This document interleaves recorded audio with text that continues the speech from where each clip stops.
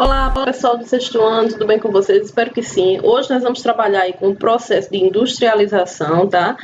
E para isso, vocês vão dar uma lida aí entre a página 222 aqui do livro de vocês até a página 225, tá? Para fazer essa atividade aí que vocês estão vendo. Bem, inicialmente, para que a gente comece a entender esse processo, certo?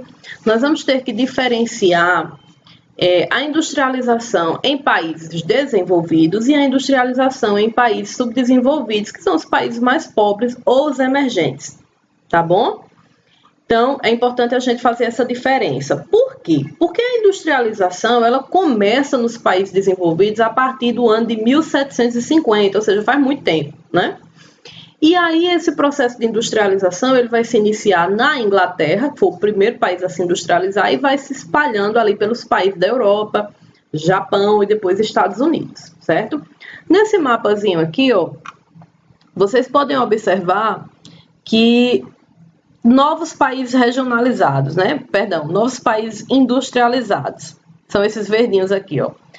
O Brasil, o México, temos aqui a Índia, a China, certo? Temos aqui Singapura também. Esses países são os países que nós chamamos de novos países industrializados. Por quê? Porque esses países começaram a se industrializar no século XX, ou seja, por volta aí do ano de 1950. Então, para vocês terem uma ideia, a gente se industrializa com 200 anos de atraso em relação aos países, de fato, desenvolvidos, que são os países da Europa, Japão e os Estados Unidos, tá bom? Então é bom a gente ter essa diferença. Por conta dessa diferença, obviamente, os parques industriais, eles vão ter maior tecnologia nesses países mais ricos, tá? Com exceção aí, de fato, da China, porque a China, apesar de ser um país que se industrializou há pouco tempo, a China é um país que apresenta muita tecnologia e muita competitividade, apesar de ser um país industrializado recentemente, tá?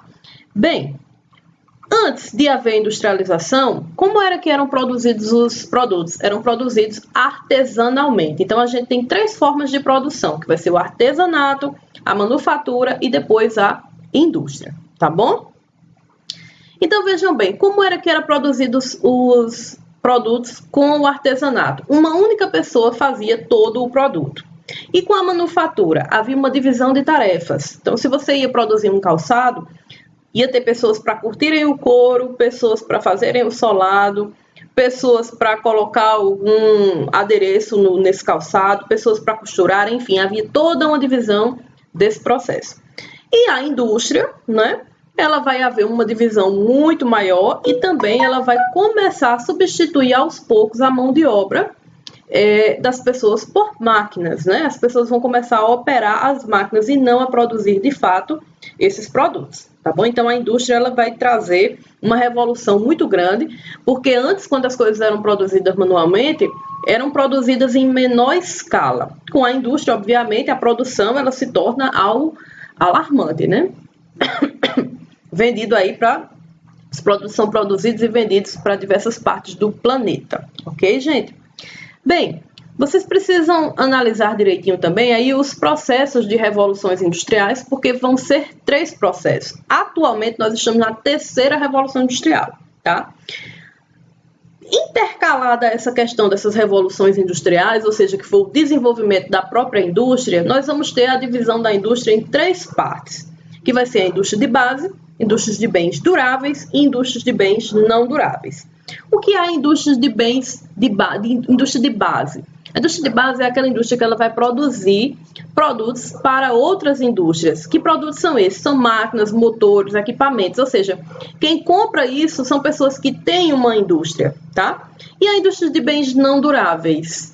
São produtos que não têm durabilidade, como papel, alimento, roupa, calçado, coisas que a gente tem que estar sempre comprando são não duráveis. Inclusive, na primeira revolução industrial, o que se produzia eram bens não duráveis. Só vai ser na segunda revolução industrial que nós vamos ter aí o processo de produção de bens duráveis. E hoje, com a 3ª, a produção de produtos extremamente sofisticados, como envolvendo informática e robótica, tá bom? Gente, Qualquer dúvida é só entrar em contato comigo.